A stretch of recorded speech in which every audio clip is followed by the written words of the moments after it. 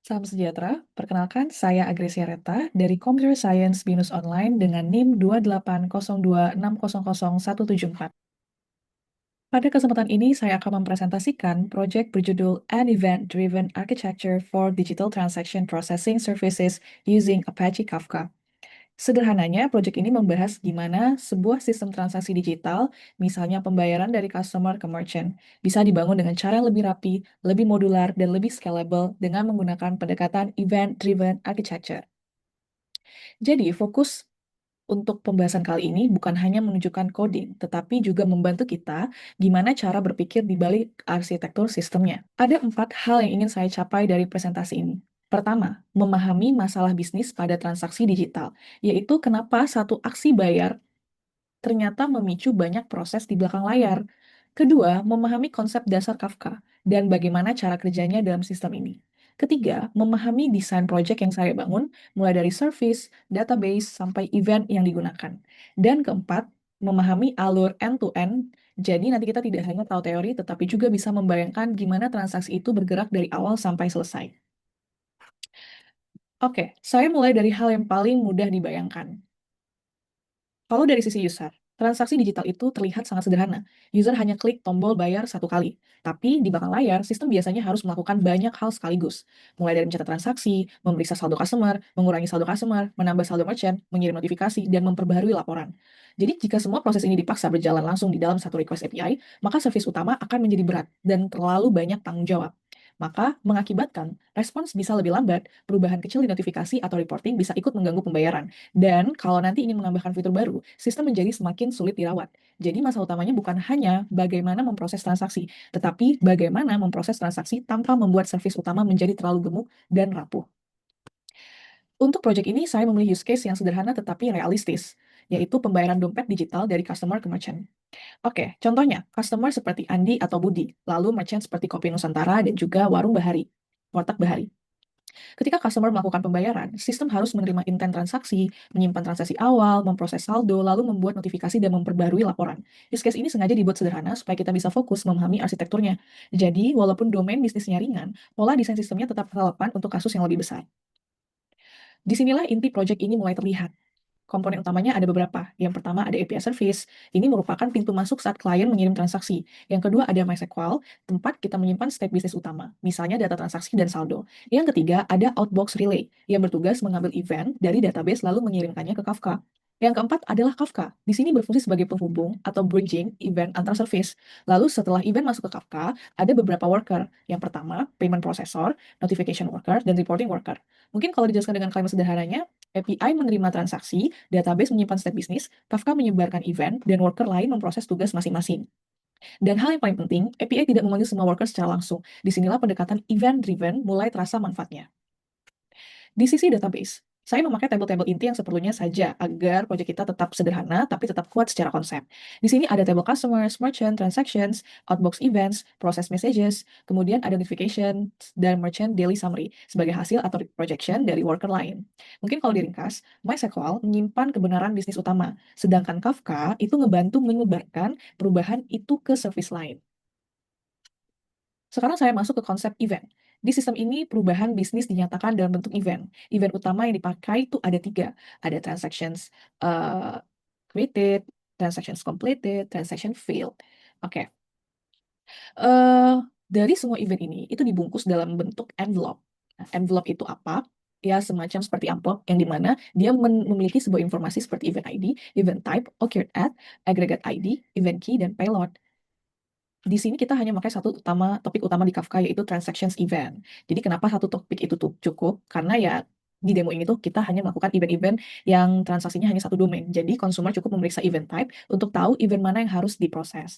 Dengan kata lain, API tidak bilang ke service lain, tolong kerjakan ini. API hanya mengumumkan transaksi ini baru dibuat, sehingga service lain yang membutuhkan event itu akan memproses secara otomatis sendirinya. Maka disinilah kita bilang perbedaan antara synchronous dan event-driven arsitektur. Oke, selanjutnya kita akan membahas positive flow. Di sini, positive flow artinya kita melakukan proses skenario yang transaksinya berhasil. Pertama, klien mengirim request pembayaran ke API, kedua, API menerima request itu, ngevalidasi data tersebut, lalu ngebuat transaksi baru dengan status pending. Selanjutnya, dalam satu database transaksi, em, dalam satu database transaksi, di sini kita akan melakukan penyimpanan dua hal. Yang pertama ada row transaksi di table transactions, terus ada row event di table outbox events. Ini penting karena kita memastikan bahwa data bisnis dan event berintegrasi tercatat secara atomik. Lalu di situ ada outbox relay, yang artinya dia akan mengambil event yang masih pending lalu mempublish event tersebut dengan status transaction created ke Kafka. Selanjutnya, payment processor mengkonsumsi event tersebut lalu memeriksa saldo customer-nya. Setelah itu eh, setelah itu ketika saldo cukup, prosesor akan mengurangi saldo customer, menambah saldo merchant, dan mengubah transaksi menjadi sukses. Setelah itu, prosesor membuat event baru, yaitu transaction completed. Artinya di sini transaction telah sukses atau berhasil. Eh, Lalu event tersebut akan dikonsumsi lagi oleh service namanya notifications, yang dimana ini merupakan akhir proses, yaitu transaksi menjadi sukses, saldo berubah, notifikasi tercatat, dan summary harian ikut terupdate juga. Hal ini menunjukkan bahwa satu transaksi bisa menghasilkan beberapa efek turunan, tanpa semua efek itu harus dipanggil langsung oleh API. Baik, selain skenario sukses, proyek ini juga harus mampu menangani kegagalan. Contohnya ketika saldo customer tidak cukup, di sini ada kondisi payment processor tetap akan membaca event transaction created, tetapi saat cek saldo, sistem akan mendeteksi bahwa transaksi tersebut tidak bisa diselesaikan. Jadi, transaksi diubah menjadi failed, lalu diubah event transaction-nya menjadi transaction failed. Kenapa event gagal tetap dibuat? Karena kita tetap ingin mengirim notifikasi gagal, menyimpan jejak audit, dan memastikan sistem tetap konsisten. Oke, di sini kita akan melakukan demonstration dari skenario untuk menjalankan services yang telah kita buat. Jadi sebelumnya di sini saya akan membuat dengan menggunakan bahasa pemrograman Golang. Oke, di sini ada, anggap saja kita memiliki 3 services yang dimana dalam satu repo. Jadi, dia akan menjalankan main.go-nya sebanyak 5. Berarti akan ada 5 sebuah service, anggaplah sebuah service atau sistem yang memiliki pekerjaannya masing-masing. Oke, jadi, langsung saja, di sini adalah repositori dari Digital Transaction Kafka, yang dimana saya membuat, masing-masing dari main.go. Yang pertama ada API. API ini adalah API utama, endpoint utama yang melakukan transaksi. Jadi ketika user melakukan transaction, ngeklik button, dia akan menggunakan API atau service ini. Lalu yang kedua ada notification worker. Di sini merupakan service untuk melakukan notifikasi jika transaksi tersebut baik itu sukses ataupun gagal. Di sini ada outbox relay yang bertugas untuk dia nge-publish ke Kafka. Selanjutnya ada payment processor. Di sini merupakan proses payment, service payment untuk memproses transaction yang dilakukan oleh user pada saat dia melakukan pembayaran ke merchant. Lalu di sini ada reporting worker yang bertujuan untuk memberikan hasil laporan atau reporting ke user. Oke, jadi sebelum itu saya juga sudah menyiapkan data migration. Artinya, apa saja sih table-table yang dibutuhkan sesuai dari slide yang telah saya show sebelumnya. Jadi, di sini kita ada table customers, merchants, transaction, outbox events, process message, notification, dan merchant daily summary. Jadi saya juga nge-insert sampel data customers dan merchant. Oke, saya menggunakan IDE Golang untuk menjalankan service ataupun repository dari Digital Transaction Kafka. Maka dari itu, karena kita melakukan demonstration yang sederhana, yang dimana service atau sistem yang bertugas ini hanya berjalan dalam satu repo, maka saya akan mengkonfigurasi untuk menjalankan main.go-nya melalui configuration ini. Jadi saya hanya tinggal menjalankan dalam satu repo, tapi ada 5 service yang berjalan di dalam satu repo ini. Maka dari itu, kita akan melakukan tes untuk skenario suksesnya.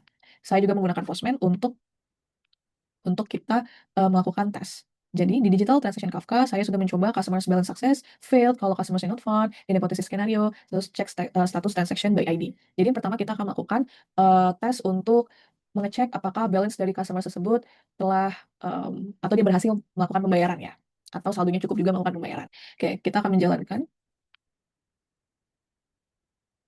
Oke, di sini saya menjalankan API utama, terus di sini ada notification worker, terus saya menjalankan outbox relay, saya menjalankan payment processor, saya menjalankan reporting workflow juga. Oke. Lalu jangan lupa kita, kita menyiapkan juga untuk Kafka-nya yang sudah terkoneksi. Jadi karena kita menyiapkan topik juga, yaitu transaction events, yang di mana transaction events ini kan kita perlukan untuk mencatat, event-event yang telah kita lakukan, seperti ada transaction created, failed, dan pending. Oke. Lalu karena saya sudah berjalan service-nya lima-limanya, maka kita akan mencoba untuk skenario sukses. Kita melakukan customer ID yang pertama, merchant ID ini adalah payload ya, ini adalah payload yang kita butuhkan untuk kita menjalankan skenario-nya. Jadi kita membutuhkan field customer ID, merchant ID, amount, dan idempotency key. So, idempotency key ini apa sih sebenarnya? Sebenarnya dia ini merupakan string yang untuk melakukan validasi bahwasanya user ini sudah melakukan transaksi. Jadi ini diperlukan agar tidak terjadinya transaction ID yang double gitu. Jadi ketika ada kalanya user melakukan klik button itu berulang-ulang, tapi karena ada idempotency key, itu akan melakukan validasi apakah user ini sebelumnya sudah melakukan klik button atau tidak, seperti itu. Mungkin kita akan melakukan demonstration-nya dengan customer ID, merchant ID, amount, idempotency key, demo sukses 101. Ketika kita coba hit, dia akan melakukan respons bahwasanya sukses gitu. Transaction accepted and queued for processing. Nah, pada saat kita ingin mengecek di database, simply kita hanya melihat dari sisi transaction and then cek data. Oke.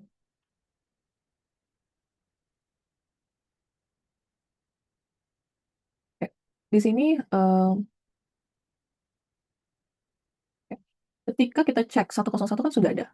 Ketika kita hit terus-menerus, ini tidak akan menjadi duplikasi karena dia akan mengecek idempotency key-nya sudah ada. Nah, bagaimana jika kita ingin mengubahnya menjadi selain dari yang sudah ada di sini? Contohnya 10110 customer ID, merchant ID. Coba hit. Nah, ID-nya pun akan berubah dari sini. Nah, dia sudah terinsert 110. Sini. Coba kita hit kembali lagi. Insufficient balance artinya di sini sudah berkurang ya untuk saldonya user, bahwasanya dia tidak cukup lagi nih balance-nya. Oke. Mungkin kita bisa menambahkan saldo user terlebih dahulu untuk dia bisa. Ya, karena saldonya sudah tidak cukup, kita tambah jadi 100.000. Oke.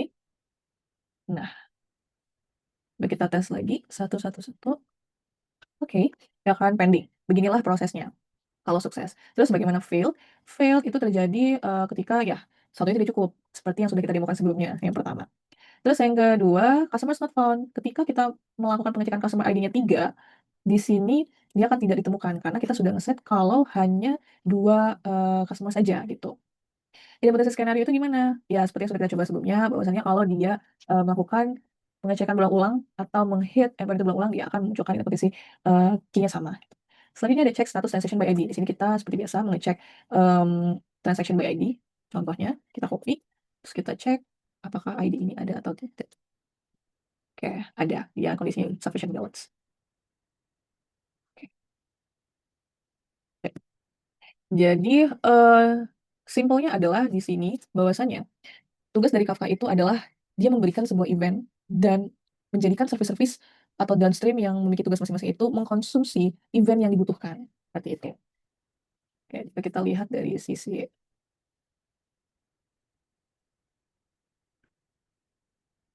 Oke, jadi di sini jelas ada consumer seperti notification group, payment processor group, dan reporting group. Oke. Nah, beginilah message yang telah mereka consume, yang telah kita lakukan proses tadi ketika melakukan hit beberapa endpoint utama yang ada di Postman. Jadi dia akan mengirimkan event-event dengan status pending dan setelah itu akan mengirimkan ke Kafka dan Kafka memberikan transaction events, mengumumkan event-event apa yang telah dibuat gitu. Sehingga service-service seperti consumer notification group, payment processor group, dan reporting group akan mengkonsum event-event yang telah dipublish oleh Kafka.